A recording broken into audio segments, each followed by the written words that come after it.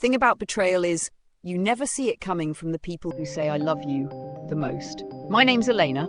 I work in customer support for a logistics company. I answer other people's problems all day, then come home to silence and leftovers. I've got one sister, Mara, the golden one. Perfect hair, perfect smile. The one who still lives close to our mom and never misses Sunday service. We used to be inseparable growing up. Now we barely text unless it's about Mom's birthday or who's bringing jollof for Christmas. When she told the family she was getting married, everyone celebrated. I was happy for her, honestly. I remember staying up that night scrolling through wedding Pinterest boards, thinking of what gift to get her. Then the invitations came. Everyone got one. My cousins, even our childhood neighbour who still owes me $200. Everyone but me. I waited a week, then two. Finally I asked Mom. She sighed and said, maybe Mara didn't want things to get tense. Tense. That's her word for when people lie to your face and you're too polite to fight back. See, a year before that, I warned Mara about her fiancé Caleb. I saw the messages. He was texting another girl from his office. She cried, told me I was overreacting, that I didn't understand how relationships work. We stopped talking after that. So when the wedding came around, I wasn't surprised not to be invited. I told myself I didn't care. I even muted all her social media until the morning after. The pictures were everywhere. Her dress, the ring, the captions that said true love always wins. People commented things like power couple goals. I stared at the screen and thought, funny how lies photograph better than truth. For a while I just stopped showing up. Family dinners, group chats, I ghosted everything. Because what do you do when your own family chooses the people who hurt you over you? Life doesn't stop. But life doesn't stop. Bills come, rent is due. I kept going, like nothing happened, until a year later, when the same phone that once showed me her wedding photos showed me something else. Just 20 seconds long. Mara and Caleb in a restaurant arguing. He raises his hand, she flinches. Then he slaps her. Someone at the next table recorded it. It had already been shared 50 times before it hit my screen. I didn't post it, I didn't comment, I didn't say I told you so. I just watched karma upload itself. And that's when I learned, sometimes revenge doesn't come from what you do, it comes from what you stop doing. Bad news travels fast. But viral news, it doesn't travel, it explodes. The video spread like spilled oil. At first, it was just whispers in Facebook groups. Then TikTok grabbed it. Twitter, Instagram, someone tagged a gossip blog, and that was it. Slapping wife in public. The comments section was a storm. Half of them defended him, maybe she provoked him. The other half tore him apart. Nobody knew her name at first, but people always dig, and when they found her, my sister, they didn't hold back. I got the news the same way everyone else did, through a friend who sent me the link with, "Isn't this your sister?" I watched it once, then again and again. Not because I wanted to see her hurt, but because deep down I was trying to understand how we got here. Somewhere between the hashtags and emojis I felt this strange mix of anger and something close to peace. See, a year ago I tried to protect her. I told her who he really was. She chose him. Now, the truth had done what I couldn't. It spoke for itself. Mom called that night, crying, "Elena, please, don't share that video, don't talk about it." Mara's in shock. "I'm not sharing anything," I said. "I haven't said a word." But silence doesn't mean innocence. It means control. The next morning, Mara called me. Her voice was shaking, brittle like glass.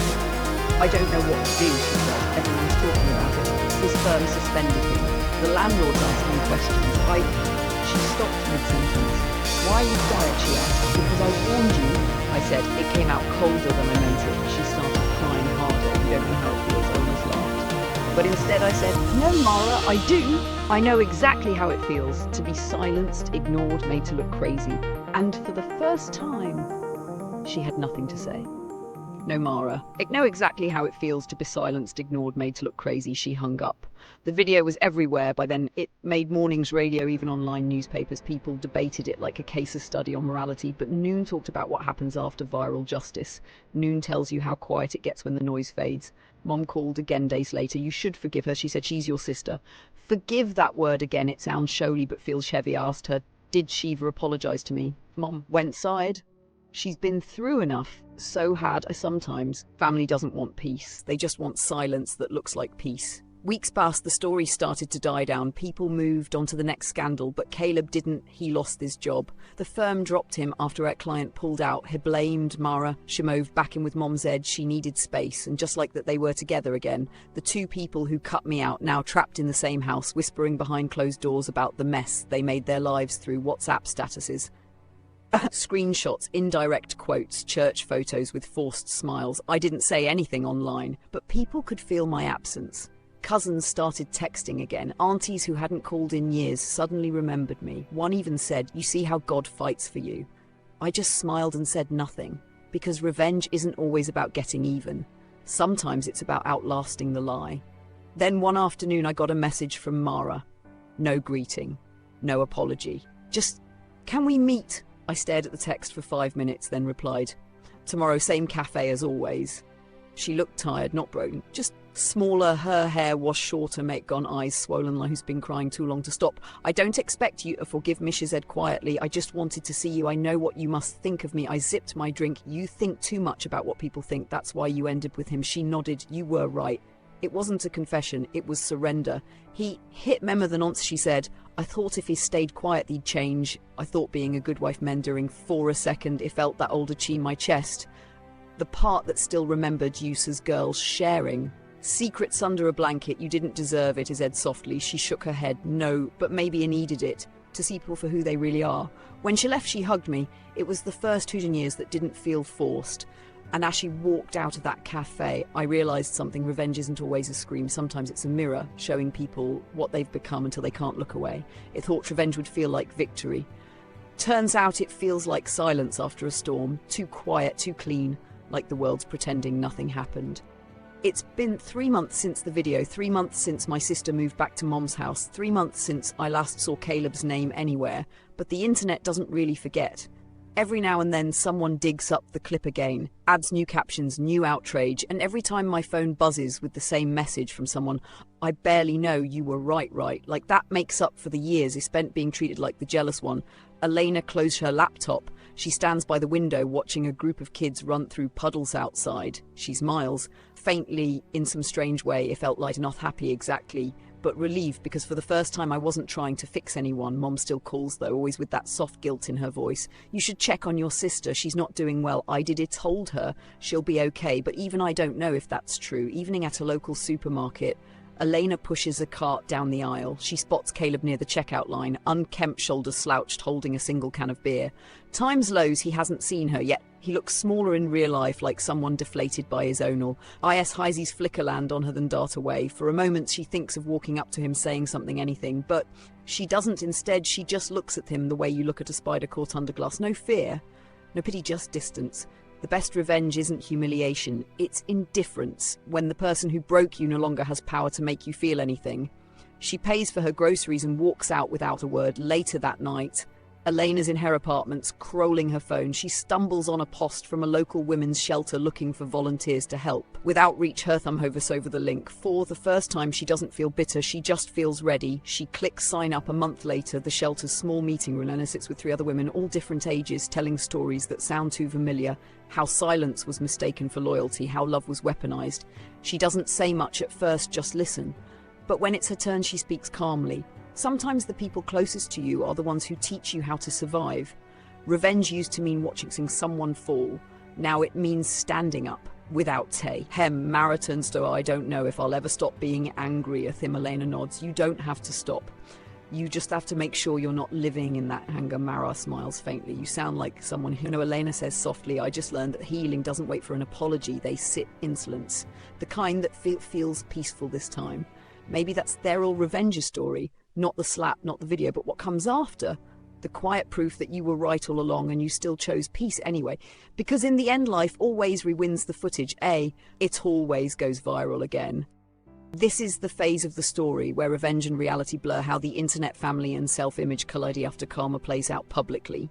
It's grounded, modern and painfully familiar, the kind of quiet social fallout that happens in real life when private pain becomes public content. It thought the story had ended when the video died down. But stories don't end online, they just get remixed. It started with a blog post the sister who knew someone on a gossip site pieced together the whole timeline. Mara's wedding, the slap and the mysterious. Older sister who had warned her they didn't use my full name, but it didn't take long, people found me. At first it was subtle. Strangers sending friend requests, women commenting, "You'd the right thing, you saved her life."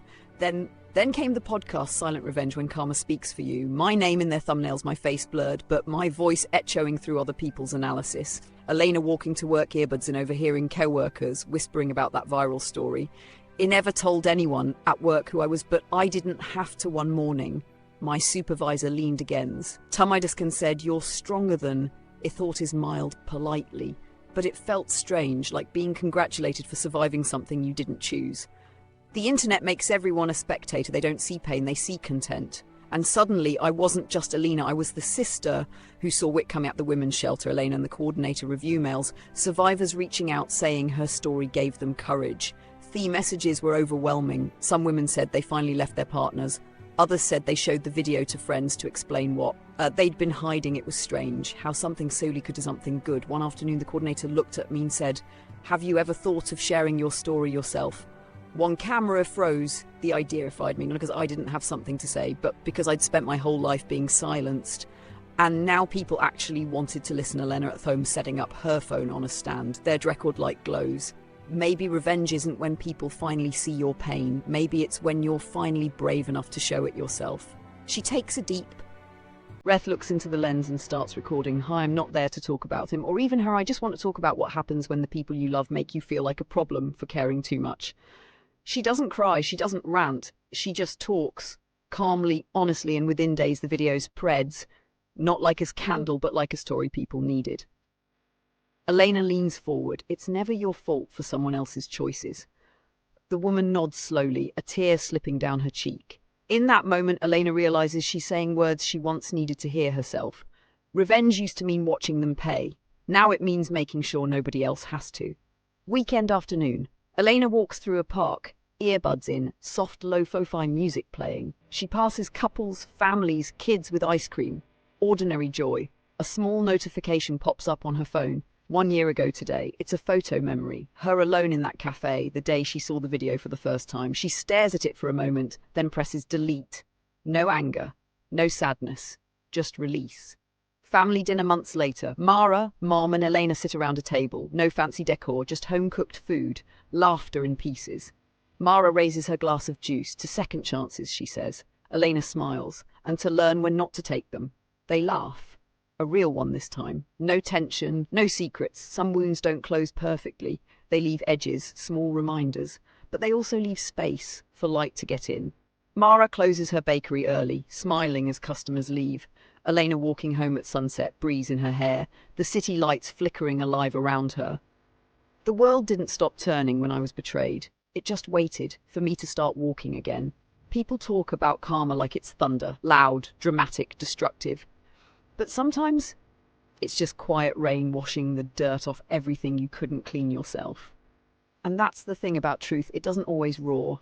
Sometimes it just whispers. I told you so.